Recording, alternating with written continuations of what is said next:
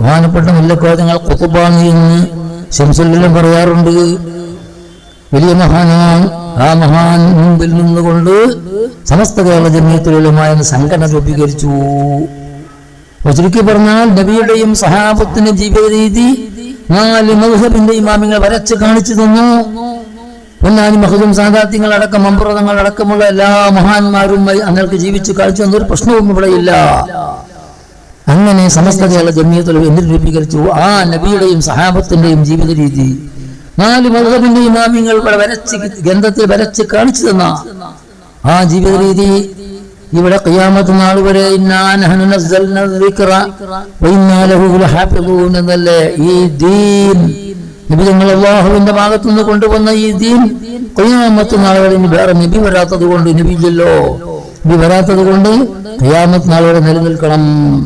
അപ്പൊ ആ ജീവിത രീതി നബിയുടെയും സഹാബത്തും ജീവിത രീതി ജനങ്ങളെ മുമ്പിൽ ഇവിടെ വേറൊരു പ്രശ്നങ്ങളൊന്നുമില്ലല്ലോ.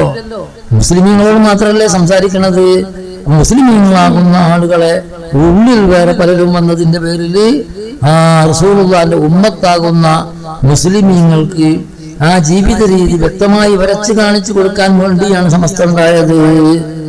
അങ്ങനെ വന്നു സമസ്ത ഉണ്ടായി.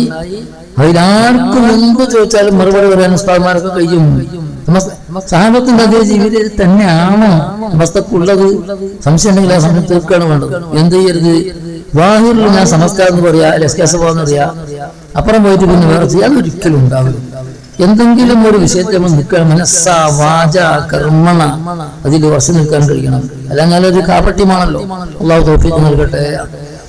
അപ്പൊ അഹ്ലുസ് സുന്നത്ത് വൽ ജമാഅത്തിന്റെ യഥാർത്ഥ ആശയം ഇവിടെ നടപ്പിലാക്കാൻ തന്നെ എല്ലാവർക്കും അല്ല, മുസ്ലിമായവർക്ക് മാത്രം.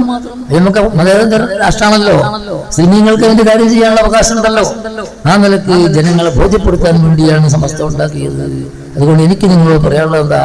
ആ അമാനത്ത്. ഏത് അമാനത്ത്? അഹ്ലുസ് സുന്നത്ത് വൽ ജമാഅത്തിന്റെ ആശയമാകുന്ന സുന്നത്ത് ജമാഅത്താകുന്ന അമാനത്ത് റസൂലുള്ളാഹിന്റെ കാലം മുതൽക്ക് തുടങ്ങിയതാണ്, സമസ്ത ഉണ്ടാക്കിയതല്ല. അത് അടിവരയിട്ട് വ്യക്തമായ നിലക്ക് സമർപ്പിക്കാൻ വേണ്ടിയാണ്. അത് ഇന്ന് വരെ 99 കൊല്ലത്തോളം സമർപ്പിച്ചു കഴിഞ്ഞു.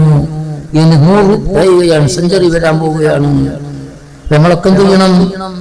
അതിന്റെ എസ്എഫിന്റെ പ്രവർത്തകന്മാരും എല്ലാ സമപ്പാണെങ്കിലും എല്ലാ കീഴടകങ്ങളും സമസ്ത കേരള ജമിയത്തുൽ ഉലമയുടെ ആശയത്തിനെ പറ്റി വേണ്ട പോലെ പഠിച്ച് അതിൽ എന്തില്ല, ആർക്കും ഒരു പ്രശ്നമുള്ള പരിപാടിയില്ല.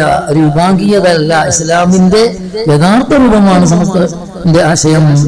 അത് മനസ്സിലാക്കിയിട്ട് ഉള്ളിലൊന്ന് വേറെയും പുറത്തൊന്ന് വേറെയും ആവാതെ സമസ്തന്റെ പിന്നിൽ, സമസ്ത ജമിയത്തുൽ ഉലമയുടെ തീരുമാനത്തിന്റെ പിന്നിൽ, അതിന് കീഴടകത്തിൽ പ്രധാനപ്പെട്ട എസ്എഫിന്റെ പ്രവർത്തനത്തിന്റെ ഒക്കെ പിന്നിൽ ഇനി ആരൊക്കെ ഉണ്ടോ കീഴടക സമപ്പായാലും ആരായാലും അങ്ങനെ നിൽക്കേണ്ടത്.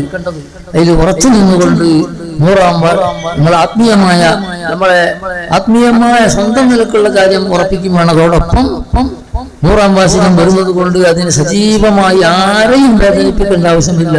ഇനി നമ്മളാരെങ്കിലും വേദനിപ്പിക്കാൻ വരികയാണെങ്കിലോ നബിതങ്ങൾ ഒരുപാട് വേദനിച്ചില്ല. കുടൽമാല കറുത്തിട്ടില്ല, കണ്ണ് കല്ലെറിഞ്ഞില്ലേ എന്നൊക്കെ നമുക്കറിയില്ലേ. ആരെന്ത് പറഞ്ഞാലും എന്ത് എതിർത്താലും ഞങ്ങൾക്കത് വിഷയമല്ല, ഞങ്ങൾ സഹിക്കാൻ തയ്യാറാണെന്നുള്ള ഉറപ്പോടുകൂടി ഉറച്ചു നിന്നുകൊണ്ട് മുന്നേറാൻ അല്ലാഹു നമുക്കെല്ലാം തൗഫീഖ് നൽകുമാറാവട്ടെ.